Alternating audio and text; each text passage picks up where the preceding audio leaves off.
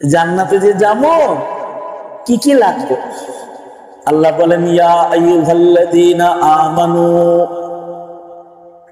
এই আমার প্যারা ঈমানদার বান্দা বান্দিরা, তোমরা কি সফল হতে চাও? তাহলে সফল হতে পারবে তিন কাজ করো। এক নম্বর কাজ, ইত্তাকুল্লাহ,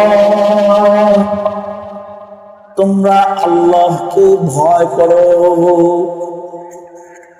আমাদের একটা দোষ হইল, আমরা আল্লাহরে ভয় পাই কিন্তু ভয়টা প্রকাশ করি। ভয় প্রকাশ না করলে সমস্যা। আমরা সাপের ভয় পাই, এটা প্রকাশ করি, বোঝা যায়। বাঘের ভয় পাই, এটা বোঝা যায়। কুমিরে ভয় পাই, এটা বোঝা যায়।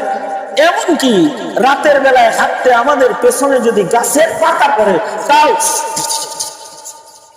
মানে ভয় পাইছে, এটা বোঝা যায়।